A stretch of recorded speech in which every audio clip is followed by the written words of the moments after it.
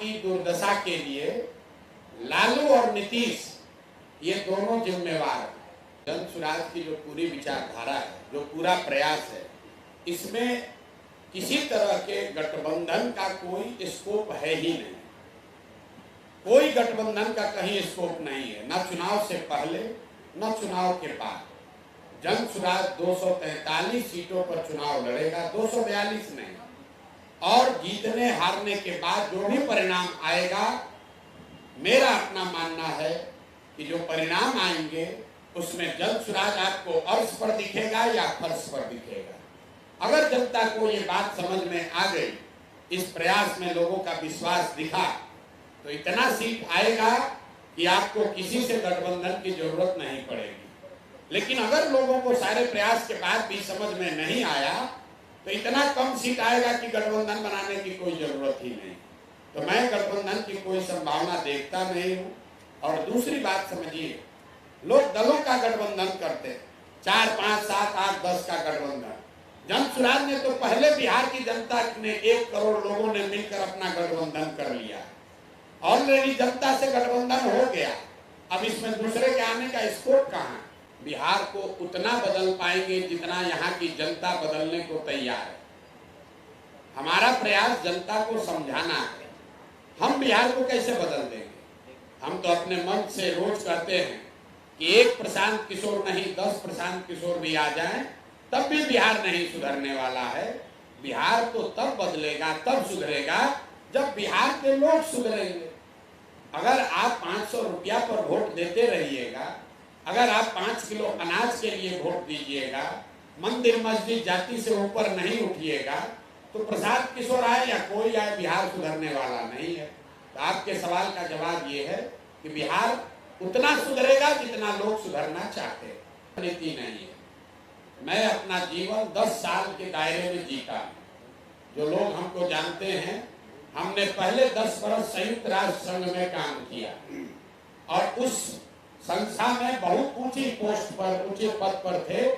उसको छोड़कर आए और जो 10 वर्ष हमने काम किया 2011 से 21 तक, उसको आप लोग चुनावी रणनीतिकार, चुनाव प्रबंधक वगैरह कहते हैं। उस विधान में भी जब देश में सबसे ज्यादा, सबसे ऊपर थे, जब बंगाल और तमिलनाडु जीते, तब ये घोषणा की कि अब ये काम नहीं करेंगे। अब अगला जीवन का कई बरस, कम से कम 10 बरस मेरे जीवन का एक ही लक्ष्य है, बिहार को सुधारना। और जब तक बिहार सुधरेगा नहीं, जब तक बिहार देश के 10 अग्रणी राज्यों में शामिल नहीं होगा, तब तक प्रशांत किशोर का ये प्रयास जारी है। दल बने, चुनाव लड़े, जीते हारे, चुनाव जीत जाने से थोड़ा ना बिहार सुधर जाएगा। बिहार तो तब सुधरेगा जब अच्छे लोग चुनकर आए। बिहार तब सुधरेगा जब अच्छे लोग चुनकर आए और जो योजना बनी है उसको जमीन पर लागू किया जाए। बिहार तब सुधरेगा जब 5,000, 7,000 अच्छे लोग मुखिया बने। बिहार तब सुधरेगा जब 5-7 हजार अच्छे लोग सरपंच बने, प्रमुख बने, जिला परिषद बने, 100-150 अच्छा आदमी विधायक बने।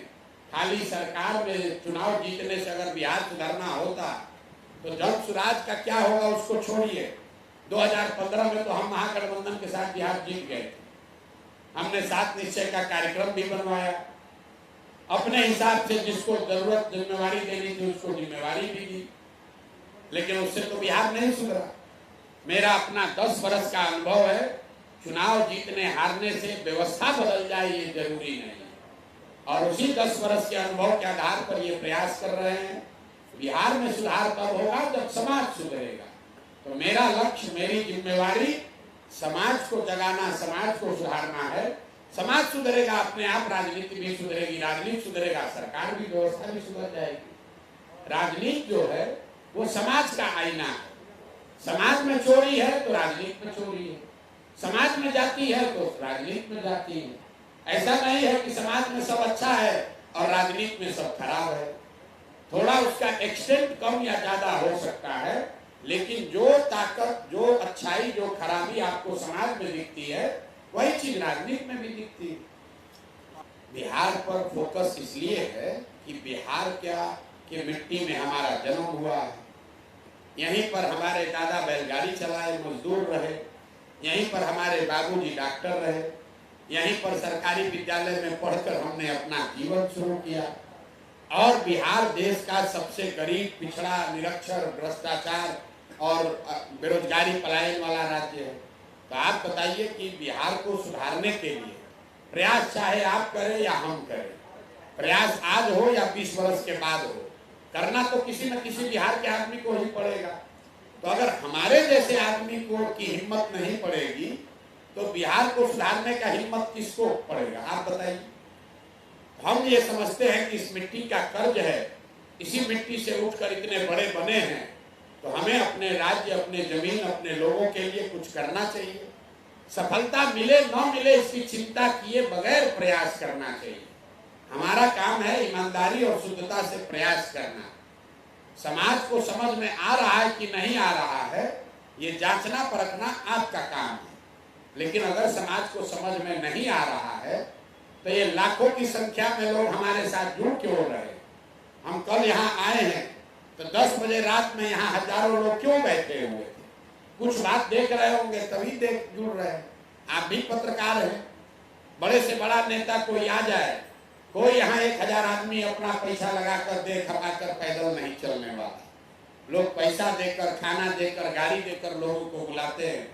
हम लोग चुपचाप पैदल चल रहे हैं, ना किसी का नाली गली बनवाते हैं, ना किसी का राशन कार्ड बनवाते हैं, ना धरना प्रदर्शन करते हैं, ना किसी को गाली देते हैं, ना वोट मांगते हैं। सिर्फ और सिर्फ एक ही बात बता रहे हैं कि भाई मेरे, तुमने जाति पर वोट दिया, तुमने नेताओं को वोट दिया, तुमने विचारधारा के लिए वोट दिया, तुमने गरीब और वंचित के आवाज के लिए वोट दिया, तुमने बिजली, सड़क, पानी के लिए वोट दिया, तुमने मंदिर मस्जिद के लिए वोट दिया, लेकिन तुमने अपने बच्चों के पढ़ाई और रोजगार के लिए वोट नहीं दिया। एक बार जन स्वराज की बात मानो और अपने बच्चों के पढ़ाई और रोजगार के लिए वोट दो। इतनी बात कह रहे हैं, इससे ज्यादा नहीं, इससे कम नहीं। लोगों को समझ में आए तो वो जगेंगे, ना समझ में आए तो जैसे उनका जीवन चल रहा है वो चलता रहेगा। पहले बिहार में सफल हो जाने दीजिए। बिहार में अगले 10 वर्ष में बिहार को देश के सबसे 10 अग्रणी राज्यों में शामिल कराने का जीवन का जो लक्ष्य लेकर चले हैं, अभी उससे डिगने वाले नहीं।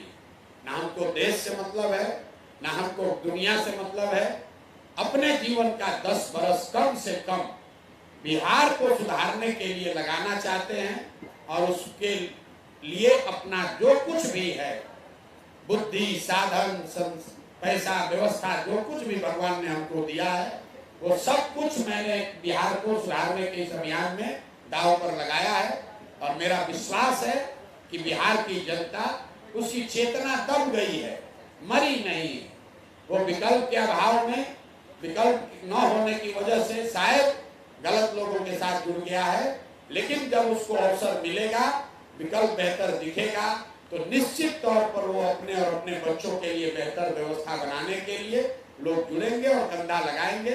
पिछले 2 वर्ष से हम पैदल चल रहे हैं, 5300 से ज्यादा गांव में पैदल गए हैं और हर गांव में मुझे यही दिखा है, वो चाहे किसी जाति का आदमी हो, किसी धर्म का आदमी हो, पढ़ा लिखा हो, गरीब हो, अनपढ़ हो, हर व्यक्ति कह रहा है कि नहीं भैया, जो बात आप बोल रहे हैं ये बात ठीक है। इसका मतलब ये नहीं है कि वो हमारे साथ जुड़ गया। हम ये दावा नहीं कर रहे हैं कि हर आदमी जन स्वराज को वोट देगा। हम इतना दावा जरूर कर रहे हैं कि बिहार में 2/3 से ज्यादा लोग ये चाहते हैं कि कोई नई व्यवस्था, नया विकल्प बने। और वो जो लोग विकल्प बनाना चाहते हैं, वो ये जरूर कह रहे हैं कि प्रशांत किशोर, जन स्वराज जो बात कह रही है, बात तो ठीक है, ये होना चाहिए। हो पाएगा कि नहीं हो पाएगा वो बात की बात है, लेकिन इतना लोग तो जरूर कह रहे हैं कि बात तो ठीक कह रहे।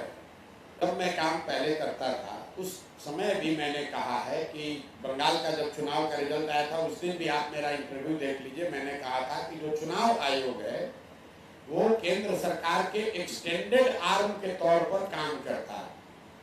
जैसे सरकार चाहेगी, मोटे तौर पर चुनाव, एक छवि ऐसी बन गई है कि चुनाव आयोग करीब करीब वही काम, वही चीज करता है जो सरकार चाहती है। अब इस चीज को आप विदेश में जाकर कहे कि न कहे, ये राहुल गांधी का मामला है, विपक्ष के नेता का मामला है। लेकिन जहां तक जनता का हम लोग का सवाल है, हम लोग ऐसा मानते समझते हैं कि नरेंद्र मोदी जी की सरकार में, एनडीए भाजपा की सरकार में चुनाव आयोग की विश्वसनीयता पर, उनके कार्यकलाप पर, उनकी निष्पक्षता पर बहुत बड़ा प्रश्न चिन्ह हर चुनाव में लोग उठाते रहे और उस बात में कोई दम जरूर है, बिल्कुल इस बात में दम है। स्टेटमेंट है कि इल्जाम है? हमको सफलता नहीं मिलेगी, इल्जाम है कि ये स्टेटमेंट है? इल्जाम लगता है आपके, बार-बार ये इल्जाम लगता है। इल्जाम लगता है। क्या इल्जाम लगता है? इल्जाम ये लगता है कि हम किसी दल का मदद कर रहे हैं। जी, किसी की मदद। तो किसका मदद कर रहे हैं? बोलिए, काहे घबरा रहे हैं? आपको भाजपा की बी टीम, भाजपा का बी टीम को, तो भाजपा का यहाँ वजूद कितना है? आप बी टीम तो उसका न बनिएगा, कोई मजबूत टीम हो तो उसका बी टीम बनिएगा। भाजपा का यहाँ न कोई नेता है, न नीति है, न कोई कार्यक्रम है। पिछले विधानसभा चुनाव में भाजपा को 19.6% बिहार में वोट आया, तो उसका बी टीम क्या बनेगा? बिहार की दुर्दशा के लिए लालू और नीतीश ये दोनों जिम्मेवार हैं, लेकिन इसके गुनाहगार लालू और नीतीश से ज्यादा भाजपा और कांग्रेस वाले। इस बात को आप समझिए। पिछले 30-32 साल से बिहार में लालू नीतीश सरकार चला रहे, लेकिन बिहार की जनता ने लालू यादव को पूरे बिहार में बहुमत सिर्फ एक ही बार 1995 में दिया। आज तक लालू यादव की पार्टी बिहार अपने दम पर एक ही बार जीती। बाकी 15 बरस वो राज ऐसे कहिए कि कांग्रेस ने बैसाखी अपनी दी और चंद सांसदों के लालच में कि दिल्ली में सरकार चलती रहे, इसके लिए कांग्रेस के नेताओं ने बिहार और बिहार के बच्चों के भविष्य को लालू यादव के जंगल राज के हाथों बेच दिया। ऐसा कैसे संभव है कि मनमोहन सिंह जैसे बड़े प्रधानमंत्री को बिहार की आर्थिक स्थिति बदहाली की जानकारी न हो, लेकिन 10 बरस मनमोहन सिंह और गांधी परिवार के नेतृत्व वाली कांग्रेस ने लालू यादव को यहाँ जंगल राज चलाने दिया, इस लालच में कि 10, 20, 15, 20 को सांसद हम लोग को मिलता है। यही काम आज भाजपा कर रही है। नीतीश कुमार के 42 विधायक हैं 243 के विधानसभा में। जो भाजपा पूरे देश में दूसरे दलों को तोड़कर, विधायकों को खरीद कर अपना सरकार बनाती है, वो बिहार में 80 विधायक होने के बाद भी अपना सरकार नहीं बनाया, वो नीतीश कुमार को बना दिया। क्यों बनाया है? कि हमको 12-15 सांसद मिलता रहे, हमारा जातीय समीकरण बना रहे, बिहार की जनता जब गर्त में जाती हो तो जाए।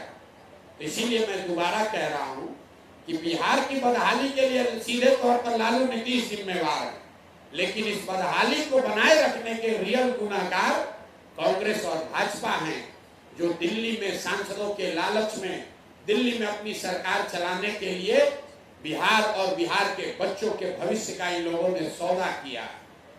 तो हमको किसी का बी टीम बनने का जरूरत नहीं। बी टीम कौन कह रहा? लालू भाजपा वाले कह रहे हैं, इधर से भाजपा वाला कह रहा। हम मुसलमानों से मिले तो भाजपा वाला कह रहा देखिए ये बी टीम है इंडिया के, और लालू जी कह रहे हैं कि ये बी टीम है भाजपा का। क्यों कह रहा है? क्योंकि बिहार में ये दोनों को मुफ्त में वोट लेने का आदत लगा हुआ है। काम मत करो, 5 साल के बाद चुनाव में जाओ और लालू के लोग कहे भैया हमको वोट दे दो, नहीं तो भाजपा आ जाएगा, तो डर के मारे आदमी, खासकर मुसलमान, फिर जाकर लालू को वोट देता है। यही हाल भाजपा और नीतीश का है। काम करे न करे, चुनाव आता है, हल्ला मचाता है, अरे भाई हमको नहीं वोट दोगे, लालू का जंगल राज आ जाएगा, डर के मारे फिर उसी को लोग वोट देते हैं। तो ये जो मुफ्तखोरी की जिसको आदत लगी हुई है, उसका सिंहासन हिल रहा है। वो सोच रहा है कि भैया कहीं जनता को कोई दूसरा विकल्प मिल गया तब तो हमको काम करना पड़ेगा, प्रयास करना पड़ेगा, मुफ्त में वोट नहीं मिलेगा। इसीलिए चिल्ला रहा है, बाप बाप कर रहा है कि बी टीम है कि ये टीम है। भैया हम जनसुराज जनता की, बिहार की जनता का बी टीम है और जनता को ए टीम बनाकर जिताकर 2025 में जनता का राज बिहार में कायम किया जाएगा। मेरा ऐसा मानना है कि सरकारी व्यवस्था को कारगर और धारदार बनाने के लिए सरकार की जो व्यवस्था है इसके साथ साथ बहुत बड़े पैमाने पर लेटरल इंट्रेंट को भी अंदर लाना चाहिए। क्यों? क्योंकि जो बहुत कठिन विषय हैं, पानी की समस्या, कुपोषण की समस्या, अस्पताल शिक्षा की समस्या, वो सिर्फ यहाँ के ब्यूरोक्रेट से सॉल्व होने वाला नहीं। आप बताइए, कोई आईएएस अफसर है, आज वो हेल्थ डिपार्टमेंट का हेड है तो उसको अस्पताल और स्वास्थ्य की समझ है, कल उसको परिवहन विभाग का सेक्रेटरी बना दिए तो उसको बस और रोड का भी समझ हो जाएगा, परसों उसको मत्स्य विभाग का सेक्रेटरी बना दिए तो दावा करता है कि हमको मछली पालन का भी उतना ही समझ है। तो ये भैया, इससे सुधार होगा नहीं। इसलिए जो सरकार की एडमिनिस्ट्रेशन और प्रशासनिक व्यवस्था है वो रहनी चाहिए, लेकिन उन विषय के विशेषज्ञों को जब तक साथ में नहीं जोड़ा जाएगा तब तक कोई आगे का बड़ा रास्ता नहीं बनाया जा सकता है। इस देश में आजादी के बाद जो 5-6 बड़े काम हुए, एटॉमिक एनर्जी का काम हुआ, उसको किसी आईएएस ने नहीं किया, उसको विक्रम साराभाई और होमी भाभा ने किया। वो लेटरल इंट्रेंट थे। इस देश में मिसाइल के दिशा में जो काम हुआ उसको अब्दुल कलाम ने किया। वो कोई आईएएस अफसर नहीं थे, वो एटॉमिक डिपार्टमेंट के सेक्रेटरी नहीं थे। इस देश में ग्रीन रेवोल्यूशन लाने का श्रेय स्वामीनाथन जी को दिया गया।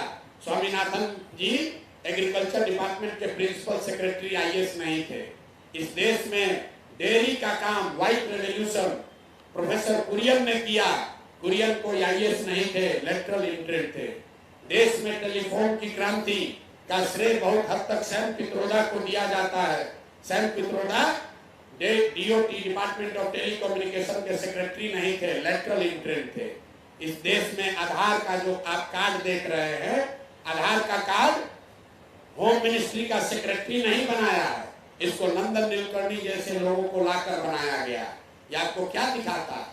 जो 5-6 बहुत बड़े देश में आमूलचूल परिवर्तन वाले काम हुए हैं, वो इस देश के सबसे काबिल लोगों को लाकर जिम्मेवारी दी गई। वो काम तो सरकार की व्यवस्था के साथ ही करेंगे, लेकिन उनमें वो क्षमता है।